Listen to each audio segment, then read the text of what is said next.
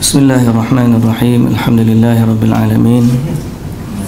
Wassalatu wassalamu ala asyrafil anbiya'i wal mursalin nabiyina Muhammadin wa ala alihi wa sahbihi ajma'in. Rabbi shrah li sadri wa yassir li amri wahlul 'uqdatan min lisani yafqahu qawli, amma ba'd. Alhamdulillah, syukur pada Allah Subhanahu wa taala. Selawat serta salam ke atas Nabi kita Muhammad sallallahu alaihi wasallam, para ahli keluarga baginda, para sahabatnya dan para pengikutnya yang setia dengan sunnahnya sehinggalah hari kiamat. Alhamdulillah, pada pagi ini dapat kita peluang untuk baca sambungan kitab Talbisu Iblis, yang mana pada asalnya kelas kita pukul 9, tapi oleh kerana pada pagi ini ada beberapa komitmen yang tidak dapat dielakkan, terpaksa enjak pada pukul 8 jadualnya, dan kita start 8.30. Okey lah tu. Tengah-tengah lah, tengah-tengah, tak awal sangat, tak lewat sangat, tapi insya-Allah ummatan wasatah. Kita ni umat pertengahan yang maknanya terbaik lah tu, insya-Allah. Dan kita akan berhenti di sekitar 9 suku lah, insya-Allah. Tak lama lah, 45 minit ataupun pukul 9 lagi cun lah. Jadi insya-Allah begitu juga pada pagi ni pukul 11 ada siri bedah buku dengan Al-Fadhil Dr. Abdul Basit. Maka siapa yang boleh tunggulah. Dan siapa yang belum datang lagi, yang masih dengan live stream, boleh lepas 9 suku habis tu ada masa lagi untuk sampai sini pukul 11 tu, mana boleh pakak-pakak marilah, insya-Allah. Live stream pada juga ada, insya-Allah. Baik, insya-Allah kita akan sambung pada bab kritik terhadap orang zuhud. Kita situ ataupun kita bicarakan bab kritik terhadap orang zuhud berkaitan dengan talbis iblis terhadap orang-orang yang nak mencari kezuhudan dalam hidup. Kita dah bincangkan sebelum ini beberapa perkara berkaitan dengan hakikat kezuhudan itu bagaimana. Sedang Nabi sallallahu alaihi wasallam ni bukanlah maksud meninggalkan dunia sehingga Nabi tak pakai pakaian yang cantik dan Nabi tak makan makanan yang sedap. Cuma kebiasaan Nabi ni, Nabi ni tidaklah bermewah-mewah. Lalu di saat ada yang cantik, Nabi pakai. Ada orang ajak Nabi makan kambing, Nabi makan. Itu Nabi ni makan apa yang ada. Dan para sahabat, beberapa sahabat pun mereka merupakan peniaga-peniaga yang ada yang memiliki harta, dan menunjukkan bahawa kezuhudan yang sebenar berada dalam hati manusia. Selama dia miskin, dia dekat dengan Allah. Selama dia kaya, kalau dia dekat dengan Allah. Maka ambil contoh Nabi Allah Sulaiman alaihi salam, walaupun memiliki kepimpinan dan kekuasaan hampir seluruh dunia, tetapi dia tetap menjadi hamba kepada Allah Subhanahu wa taala. Jadi terhadap orang-orang yang meninggalkan dunia secara melampau dan seolah-olah menjadikan ataupun menolak langsung terhadap urusan dunia,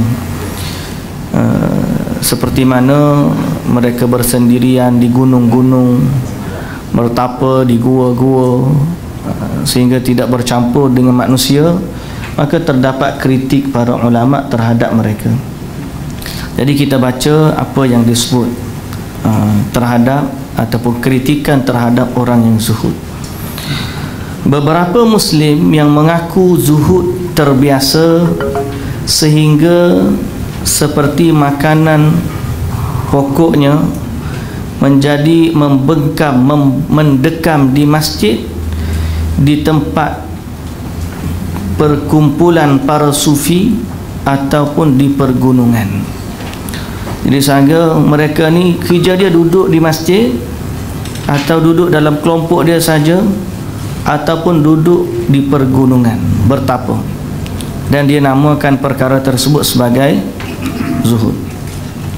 Orang tersebut pun merasa senang ketika orang-orang mengetahui dia mengasingkan diri, menjauhkan dari masyarakat. Kadang-kadang dia berdalih atas pengasingan dirinya tersebut dengan berucap, aku khawatir melihat banyak kemungkaran jika keluar atau pergi dari tempat ini. Jika keluar ataupun pergi dari tempat ini.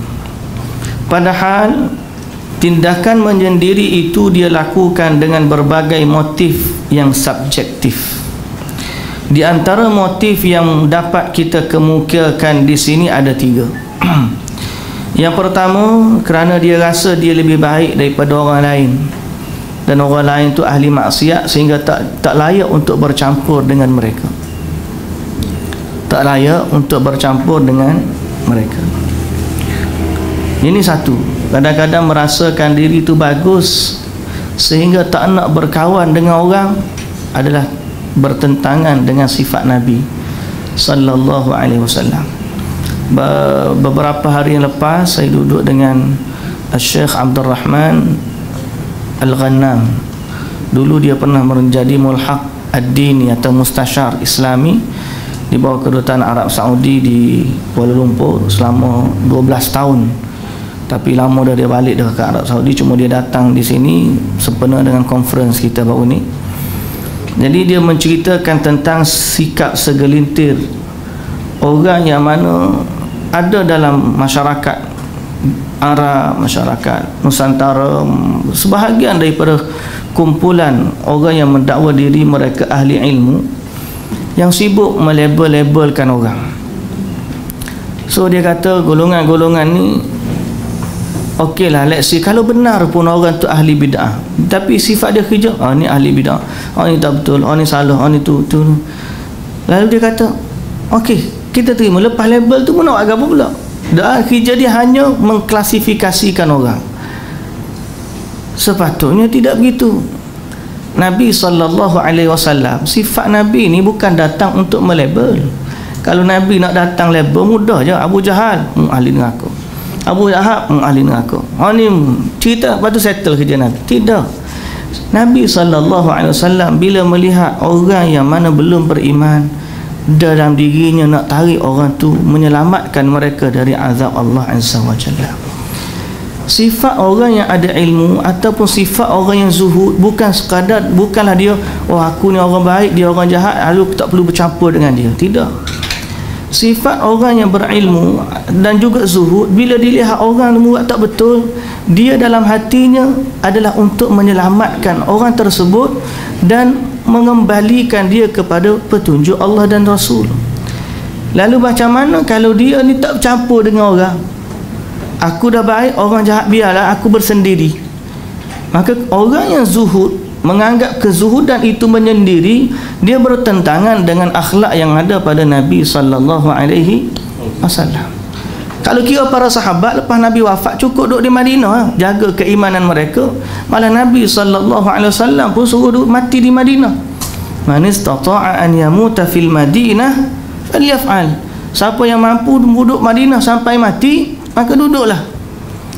Kalau kira para sahabat lepas Nabi wafat, tunggulah nak mati tepi Nabi ni bukan main-main.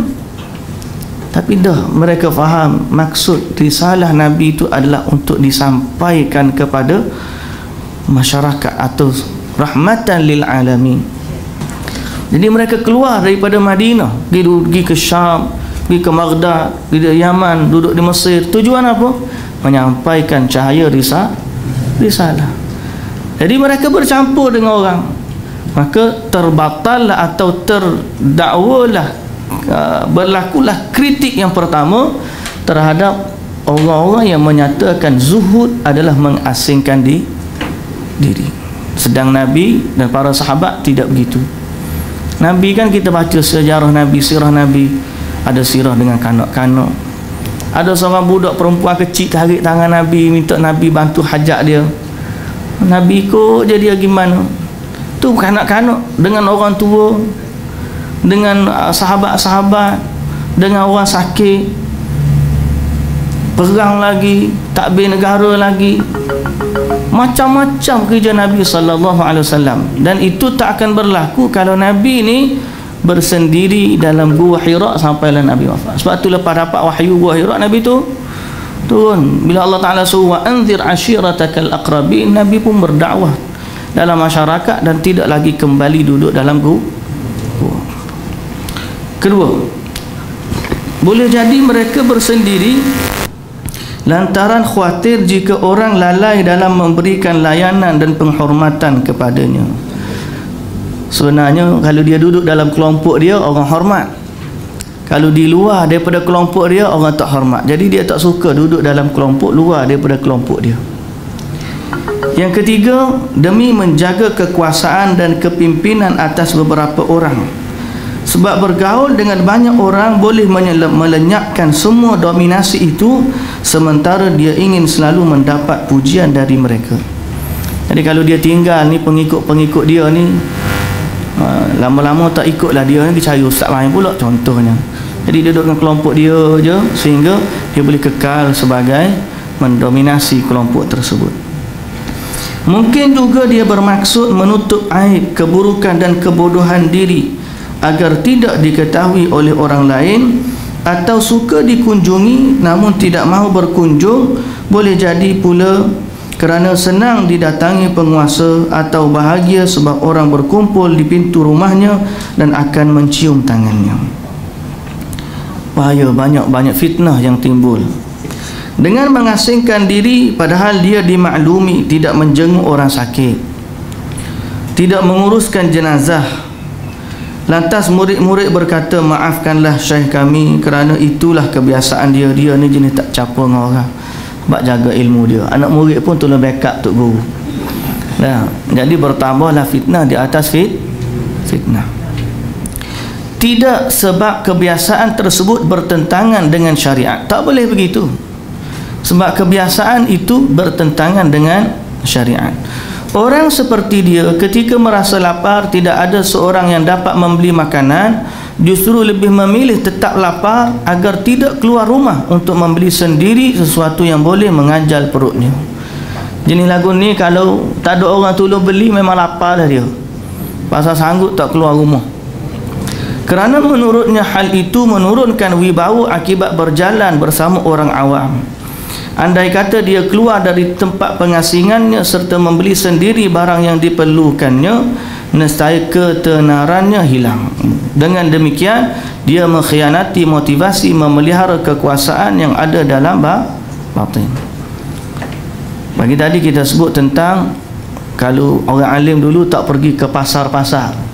Nanti kita akan sebut tentang macam mana berada di pertengahan antara maksud yang disebutkan ini, melampau dalam tidak keluar rumah, dengan bagaimana sikap menjaga ilmu.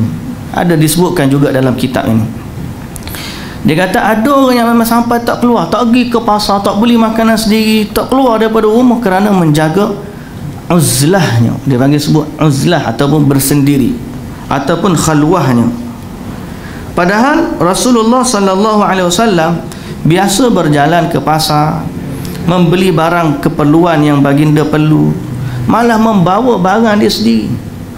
Dia bawa barang dia sendiri. Kalau pergi beli pasar, balik sendiri.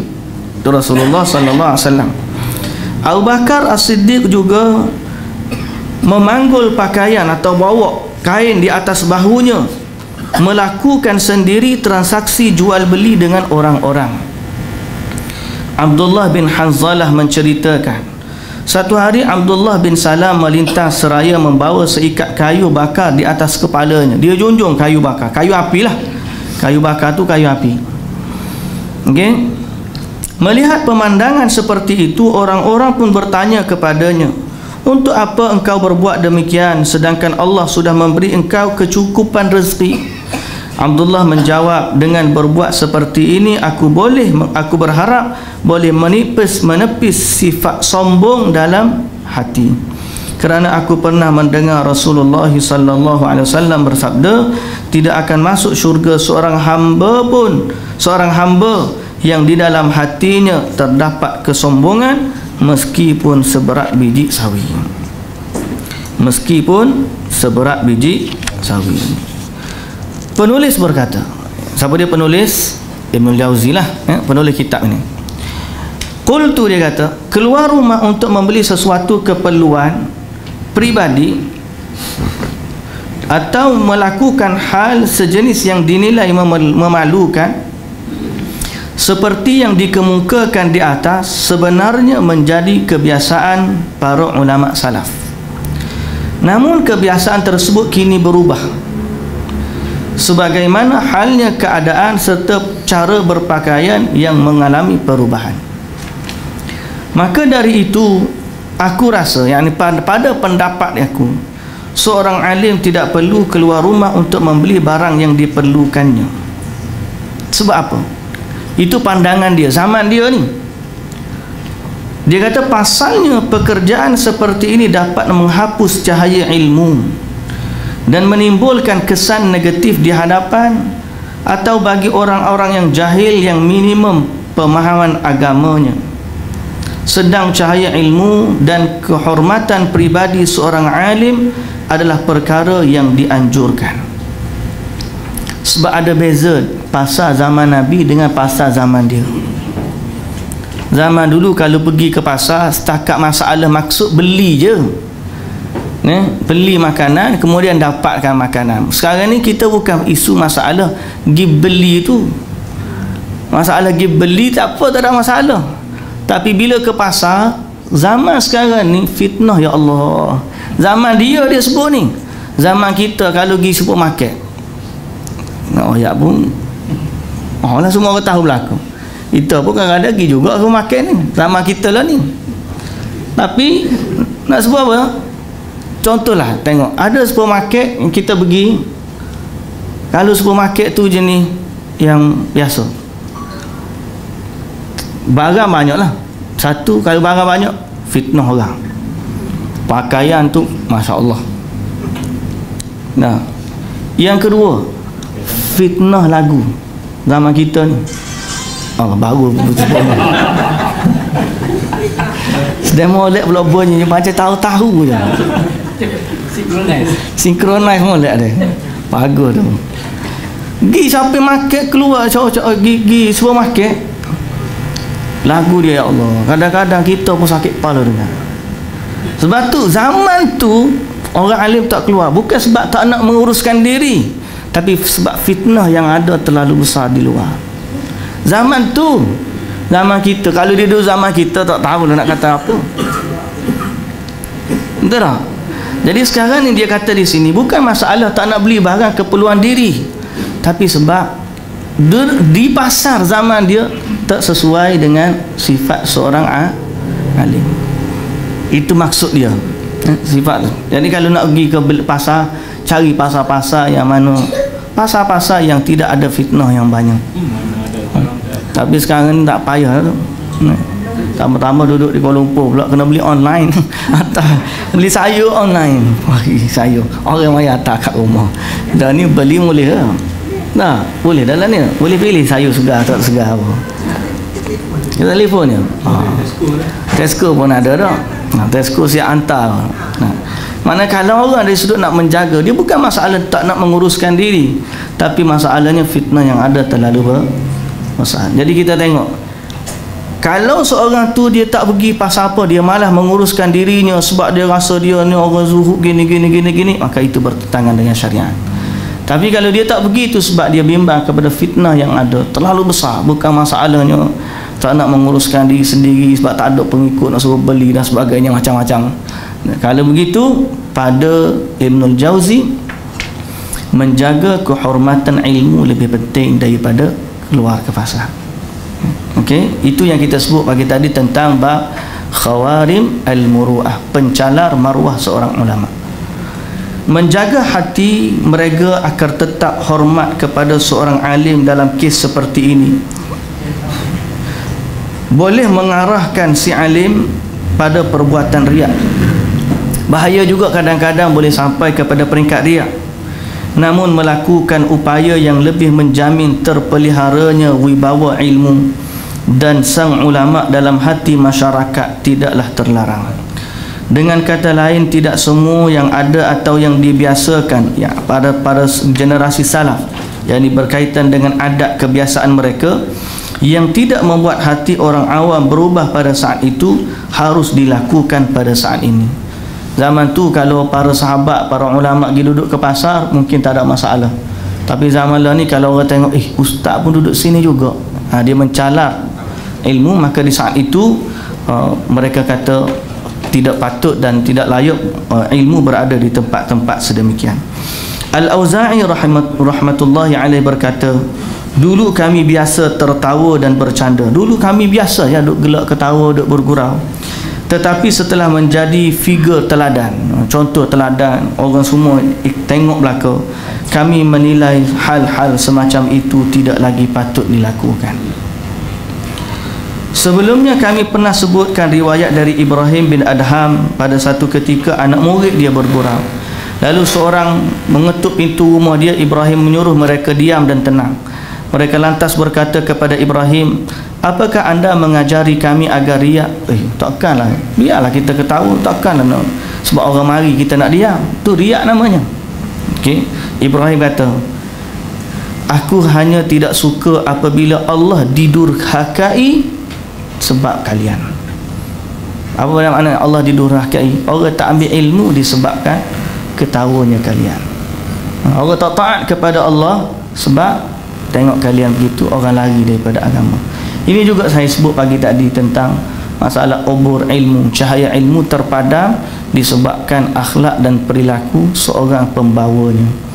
Jadi sebab tu kita dalam bab ilmu, jagalah adab ilmu, kerana sesungguhnya ilmu ni adalah cahaya yang perlu, amanah yang perlu disampaikan kepada masyarakat. Selama kita bawa dengan baik, dia tak terpadam, maka dia boleh diambil dan diterima oleh orang lain. Tapi kalau pembawanya tak betul, maka orang tolak ilmu tersebut sebab pembawanya, maka besarlah tanggungjawab dia di hadapan Allah Azza wa Jalla. Sebab tu kata Ibrahim bin Adham ni kata, aku tidak suka, aku hanya tak suka Allah didurhakai sebab kalian. Sebab kalian ketawa begini, orang lari daripada ilmu. Sebab tu aku tak suka. Bukan aku marah kamu ketawa secara peribadi dia, itu tak ada masalah. Tapi kalau sebab kamu ketawa, orang tak ambil ilmu daripada kamu, maka itu musibah. Itu musibah. Jadi sebab tu kita sebutkan tentang adab dalam ilmu, ada dalamnya kezuhudan ada, tapi biarlah dalam rangka yang panduan yang telah ditunjukkan oleh para salafus salih dan juga ilmuwan-ilmuwan Islam. Penulis mengatakan dalam hal ini, hanya Ibrahim dalam hal ini, yakni Ibrahim bin Adham, hanya mengkhawatirkan perkataan orang-orang jahil. Lihatlah pelaku orang yang mengaku zuhud itu. Kerana apa? Sungguh orang awam tidak dapat menerima bahawa para ahli ibadah juga boleh bercanda dan bergurau. Orang jahil dia tak faham, dia tengok dia ni tak patut, dia ni tak layak jadi ustaz lagu ni. Dia kira lagu tu je, akhir sekali dia tinggalkan ilmu. Okay? Jadi maksud daripadanya ialah menyampaikan ilmu. Maksud daripadanya menyampaikan ilmu. Jadi kita mesti ada di antara dua tu. Zuhud, betul, meninggalkan perkara-perkara yang melalaikan, betul, tapi dalam maksud menjaga ilmu, bukan dalam maksud untuk menampakkan dirinya adalah baik ataupun meninggalkan perintah-perintah Allah dan juga Rasul. Dalam masa yang sama, kita pergi ziarah orang sakit, kita pergi solat jenazah, kita pergi bergurau senda dengan anak-anak, mungkin dengan isteri, dengan kawan-kawan, dalam ruang yang dibenarkan syarak. Dalam ruang yang dibenarkan syarak. Baik, kita pergi sikit lagi tu mbak surah ni. Gila sampai masa kan, sampai 9 suku penjaga masa ni tak bunyi loceng. Baik, talbis iblis dalam berpegang teguh terhadap sesuatu yang tidak diwajibkan. Di antara para ahli ibadah yang zuhud, ada yang jika diminta mengenakan pakaian lembut, dia tidak mahu melakukannya. supaya wibawa zuhudnya tidak berkurang. Bahkan dia rela mati lantaran tidak makan dan kelaparan, asalkan hal itu terlihat serta disaksikan orang lain. Dia juga tidak mahu tersenyum apalagi tertawa hanya demi menjaga reputasi dan wibawanya. Talbis iblis mengena sehingga boleh mengelabui mereka dengan membuatnya mengira bahawa tindakan itu berguna untuk memperbaiki hubungan antara sesama manusia. Padahal sebenarnya semua itu ditunjukkan kerana riak semata, mengingat tindakan tersebut sudah menjadi aturan baku untuk meraih sebuah kehormatan. Dari situlah anda melihat orang-orang itu selalu mengangguk-anggukkan kepalanya dan menampakkan tanda-tanda kesedihan, namun tatkala dia menyendiri, tidak berada di hadapan orang lain, anda melihatnya begitu buas dan juga liar. Allahu Akbar. Allahu Akbar. Kita bimbang, banyakkan istighfar kepada Allah Subhanahu Wa Taala. Sebab sifat nifak ni kadang-kadang malah depan kawan kita bimbang, kadang-kadang kita di depan kawan-kawan dengan berjemaah jadi kuat, bila bersendirian kita jadi lemah. Tapi yang mengobat hati kita ialah satu hadis dari Hudzaifah ibn al-Yaman. Dia jumpa Abu Bakar As-Siddiq, dia kata, aku ni waktu dengan Nabi okey, balik rumah rasa tak ingat dah Nabi kata. Aku bimbang kemunafikan yang ada. Abu Bakar kata Hanzalah, hadis Hanzalah. Betul, Abu Bakar kata, aku pun rasa gitu juga. Abu Bakar pun rasa gitu juga.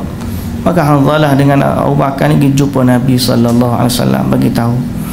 Kata Nabi sallallahu alaihi wasallam, kalaulah kamu ni serupa setiap masa seperti aku, apa duduk dalam majlis Nabi aku begitu, duduk seorang pun begitu, la safahatkumul malaikah, nescaya malaikat akan jabat tangan dengan kamu. Menunjukkan apa?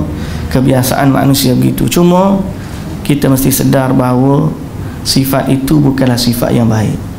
Kena sentiasa beristighfar kepada Allah, kembali kepada pangkal jalan. Cuma jangan sampai kita ni jadi buas dan liar. Waktu bersendiri tak ada dah hak nama talibul ilmi, tak ada dah nama itu. Pakar kita ni hasbunallahu wa ni'mal wakil. Inna lillahi wa inna ilaihi raji'un. Baik. Perbuatan di atas amat kontra jika dikaitkan dengan para salaf yang senantiasa menghindari segala sesuatu dan menjauhi tempat yang diduga kuat akan membuat mereka menjadi pusat perhatian orang yang banyak. Yusuf bin Asbaq menceritakan, aku pergi meninggalkan Sabaj dengan cara berjalan kaki dan memanggul, iaitu memikul bekalku di bahu, sehingga sampai di Misisah. Sesampainya di sana, keluarlah seorang dari kedai mengucapkan salam kepadaku, lantas ada orang lain yang turut mengucapkan salam kepadaku. Setelah tiba di masjid, aku pun letak barang bawaanku, masuk ke dalam masjid, salat 2 rakaat. Orang-orang memerhatikan dan menatapku dengan tajam. Orang tengok belakang. Lalu muncullah seorang pemuda di hadapanku.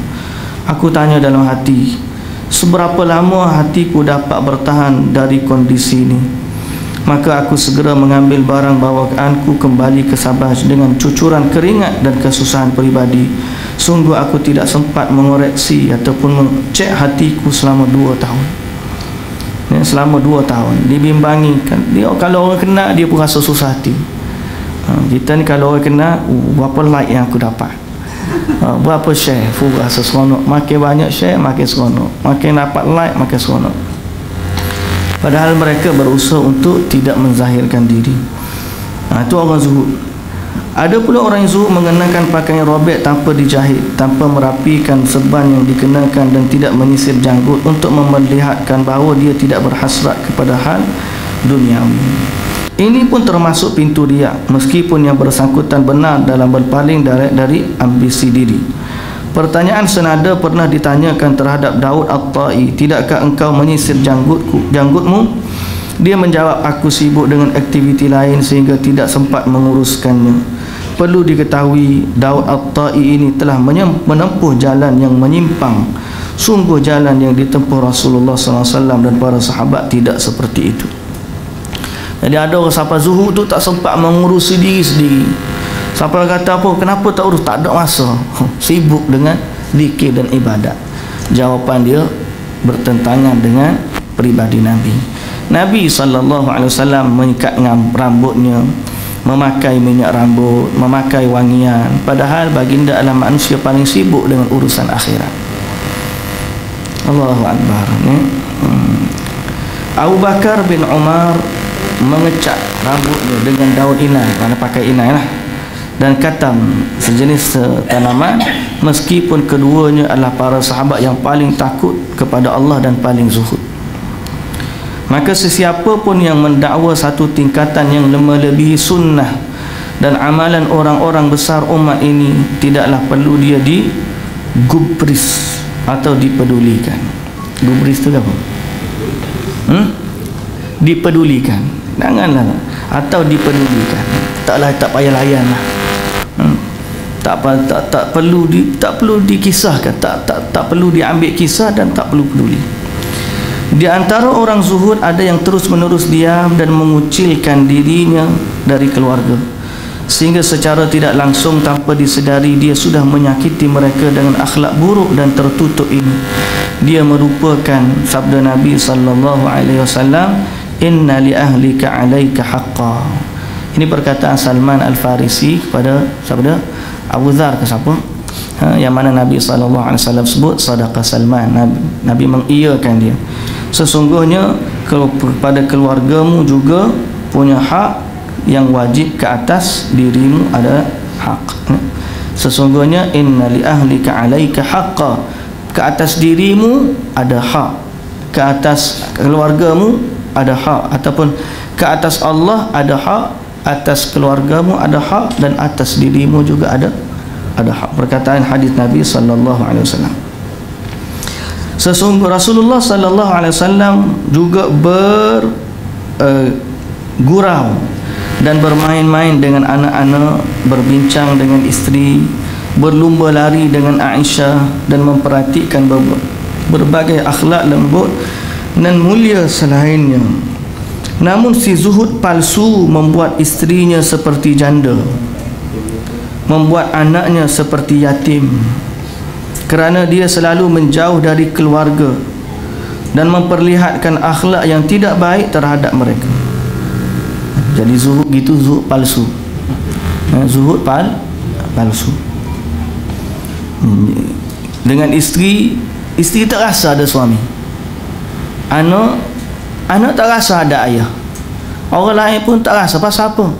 Dia sangat tidak bercampur dengan orang disebabkan zuhud dia.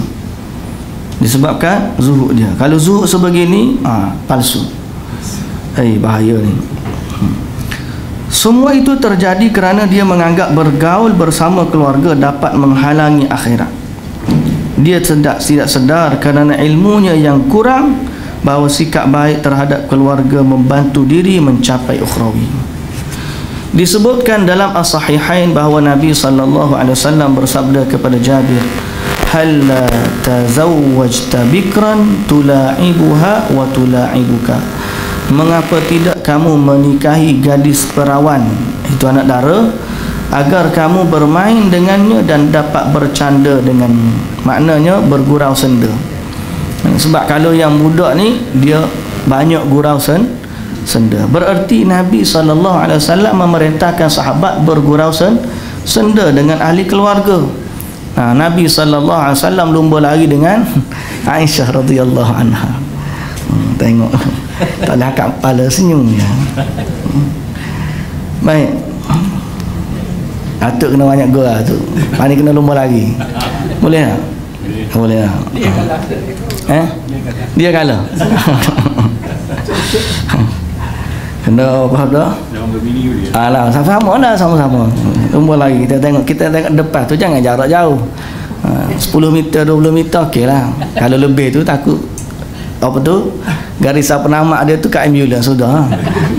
Jadi kau ada gurau senda. Terkadang sikap tidak acuh pun mendominasi si zuhud palsu ini, sehingga dia tidak menggauli isterinya.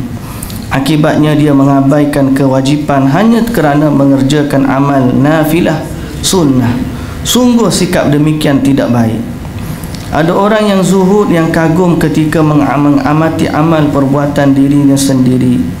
Jika dikatakan kepadanya kamu termasuk pasak bumi, maka dia menganggap kata tersebut benar adanya. Oh,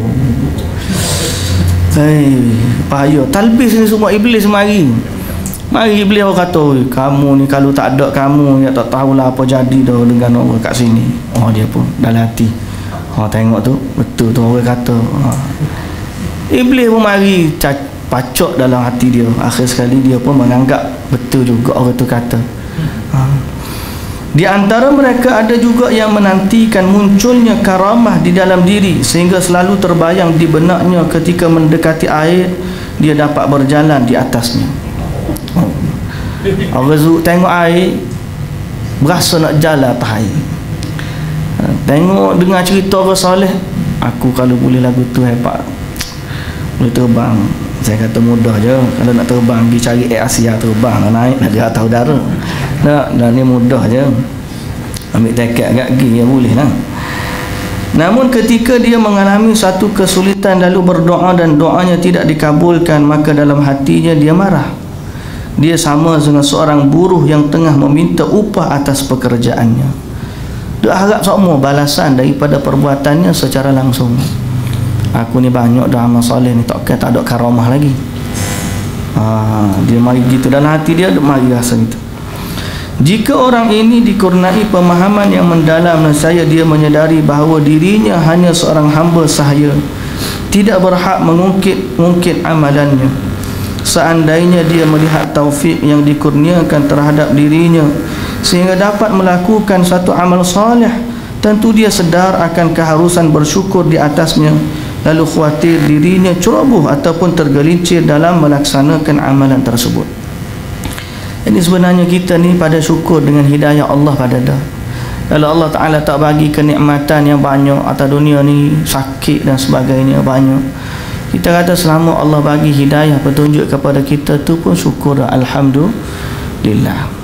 Jadi seharusnya jika takut itu bahawa amalan tersebut dikerjakan dalam kecerobohan, yani membuat dirinya sibuk sehingga tidak lagi memandang dan menghitung-hitungnya.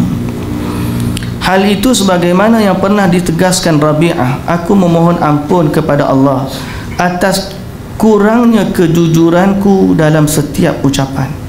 Dikatakan kepadanya, pernahkah kamu berbuat satu amalan dan kamu tahu amalan tersebut diterima? Pernah tak kamu buat amal, kamu rasa amalan itu diterima? Rabi'ah kata, andai satu saja amalan aku tahu aku diterima, sudah cukup bagiku. Tapi sebaliknya, aku sangat khawatir amalan tersebut akan tertolak. Dia kata, aku kalau tahu satu je amalan aku diterima, cukup dah. Tapi yang aku bimbang, amalan-amalanku ditolak.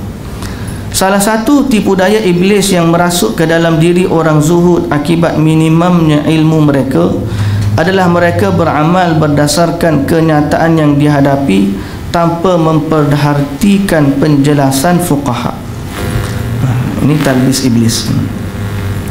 Jadi kalau boleh tanda dia sebenarnya dalam bab ni, dia sebut talbis, dia jawab.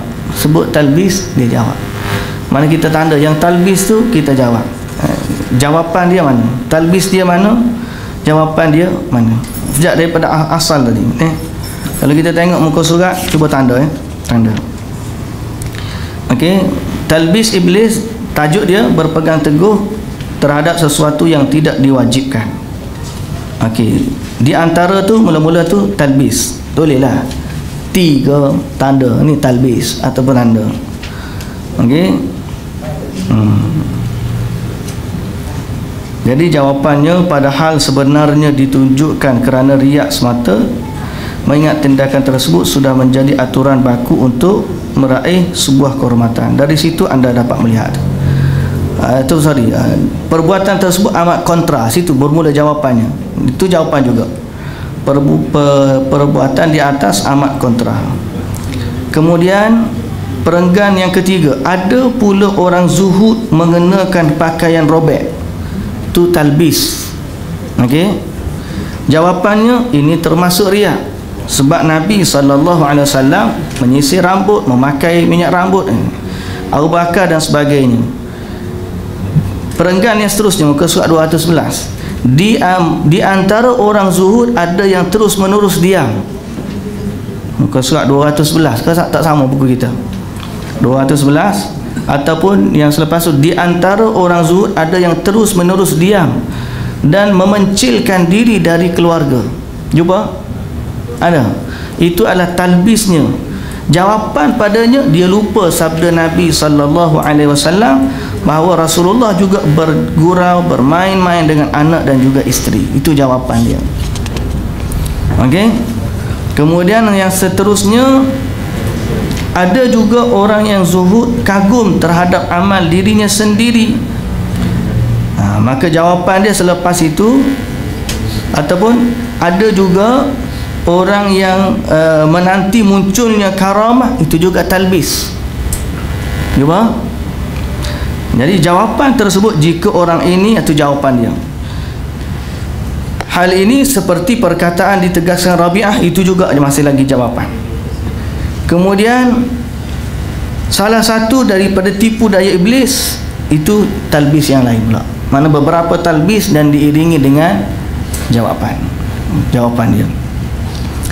Salah satu tipu daya iblis yang merasuk ke dalam diri orang zuhud akibat minimumnya ilmu adalah mereka beramal berdasarkan kenyataan yang dihadapi tanpa memperhatikan penjelasan fuqaha.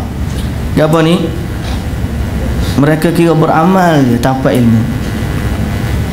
Ramai orang bersikap zuhud tapi beramal tanpa ilmu. Dia tak pergi ngaji pun, dia rasa dengan apa yang dia dah ada tu dah cukup untuk membuat dirinya zuhud. Dia duduk zikir, dia duduk semayang, dia duduk puasa, tapi dia tidak terjun ke dalam ilmu dan dia tak tanya macam mana cara ilmu yang benar dan juga sahih. Itu juga talbis. Ibnu Aqil berkata, Abu Ishaq Al-Khazzaz adalah orang Muslim yang salih. Dia orang pertama mengajariku kitab Allah. Dia punya kebiasaan diam, tidak berbicara di bulan Ramadan. Jika dan dia berbicara menggunakan ayat Al-Quran setiap hari untuk pelbagai keperluan diri. Hidup dia ni tak kacak melainkan Al-Quran saja. Kalau orang nak minta masuk di rumah, dia akan baca Quran. Udkhulu alaihimul bab. Ayat Quran. Maksud dia apa? Serulah mereka, masuklah melalui pintu. Dia guna ayat Quran sebagai ganti perbahasan diri. Pasal apa? Sebab dia menganggap berbicara dengan perkataan biasa tu, perkataan biasa tak ada pahala. Baca ayat Quran dapat pahala. Zuhud dah tak kecek melainkan ayat Quran. Kalau tanya Datuk apa khabar, dia jawab ayat Quran. Ketuk pintu rumah, tak tahulah, tapi mana. Nah, saat dia panggil waktu nak berbuka puasa, waktu buka puasa, dia nak buka kepada tu, dia baca ayat Quran. Baqliha wa qithaiha wa fumiha wa adasiha wa basaliha. Itu ayat waktu orang Bani Israel minta dengan Nabi Musa sayur-sayur dan juga timun. Dia nak buka puasa, dia minta sayur dengan timun dengan anak baca ayat Quran. Dahsyat ni. Maksudnya bila dia kata gitu, dia suruh anak dia beli sayur. Hebat dah orang lagi ni. Tapi jangan sampai mempermainkan ayat Quran. Pak kita ni setengah tu main pula. Nak suruh tengah makan nasi, nak suruh tambah, dia baca ayat Quran, innaman nasi'u ziyadah. Yang getuk kepala dia baru tahu. Ayat innaman nasi'u ziyadah tu ayat tentang riba. Riba nasi'ah ni ialah riba yang bertambah. Tapi dia ni buat gurau boleh nak suruh tambah nasi. Hak tu dua salah. Satu, mempermainkan ayat Quran. Yang kedua, menggunakan bahasa Quran sebagai bicara, padahal Allah tak maksudkan begitu. Okey. Dia kata, aku mengemukakan kepadanya yang kamu yakini ibadah ini sebenarnya merupakan maksiatan, kemaksiatan. Ini tak betul buat lagu ni. Dia kata, aku bagi tahu dia tak betul buat macam ni. Dia kata, dia sulit menerima kata-kataku. Aku pun menegaskan bahawa Al-Quran diturunkan untuk menerangkan hukum syariat. Janganlah gunakan dia untuk berbagai keperluan duniawi. Apa yang kamu lakukan ini tidak ubah menyelipkan daun bidara dan lumut-lumut ke lembaran mushaf atau menjadikan mushaf sebagai bantal. Quran tu jadi alat bagi kamu. Bukan kamu nak faham makna dia, nak jadi alat bagi kamu. Dia lantas memutuskan hubungan denganku tanpa mau mendengarkan hujah dalil yang ku sampaikan. Jadi dia tak tanya orang fuqaha ada ke buat gitu. Nabi dulu tak ada buat gitu. Ni zuhud tahap mana ni? Tahap gaban ke tahap mana ni? Siapa berikat tak berbicara melainkan dengan ayat Al-Quran. Sedang Al-Quran tidak diturunkan untuk itu. Dahulu kaum salaf mengingkari seorang zuhud yang menyampaikan fatwa meskipun mempunyai banyak ilmu, kerana dia tidak memenuhi pensyaratan untuk memberikan fatwa. Lantas bagaimana kiranya jika mereka melihat kerancuan orang zuhud palsu pada saat ini dalam memberikan fatwa terkait berbagai realiti yang terjadi. Jadi kadang-kadang orang kita tertipu dengan kezuhudan. Nampak orang zuhud dia anggap berilmu. Padahal ada beza antara orang zuhud, ahli ibadah dengan ahli ilmu. Dari Ismail bin Syabah, dia menuturkan, satu ketika aku bertamu ke kediaman Ahmad bin Hanbal. Pada saat itu Ahmad bin Harbi baru tiba dari Makkah. Lantas Ahmad bin Hanbal bertanya kepadaku, siapakah orang Khurasan yang baru datang itu? Aku menjawab, dia seorang yang dikenal zuhud dalam hal ini dan juga itu, juga wara' dalam hal ini dan hal itu. Imam Ahmad bin Hanbal terus kata, orang seperti itu tidak patut memberikan fatwa. Ini kata Imam Ahmad, orang begitu tak patut memberikan fatwa. Sebab macam mana dia nak tahu keadaan manusia? Orang yang bagi fatwa ni dia kena tahu keadaan manusia, keperluan manusia, hajat, situasi masa tu. Kalau dia ni duduk dalam kepompong dia, kemudian tiba-tiba nak bagi fatwa kepada masyarakat umum, maka dia akan memberikan fatwa yang tidak kena kepada keperluan semasa. Sebab tu Imam Ahmad kata orang begitu tak layak bagi fatwa. Jadi ada beza antara zuhud, ahli ibadah, fuqaha, ataupun kita sebut sebagai ulama yang benar. Kerana itu seorang yang alim di darjat dia paling tinggi, dialah ulamanya, dialah ahli ibadahnya, dan kezuhudan yang ada pada dia adalah kezuhudan yang benar.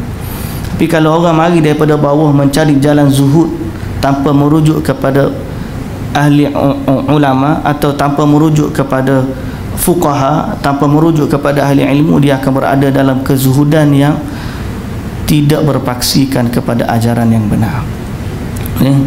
Baik, kita berhenti setakat tu. Kita janji sampai lagi 9 suku, tapi dah lebih dah. Saya kena pergi tempat lain pula. Jadi insya-Allah wallahu taala alam. Subhanakallahumma wa bihamdika asyhadu an la ilaha illa anta astaghfiruka wa atubu ilaik. Kita sambung antara zuhud dan fuqaha insya-Allah. Assalamualaikum warahmatullahi wabarakatuh.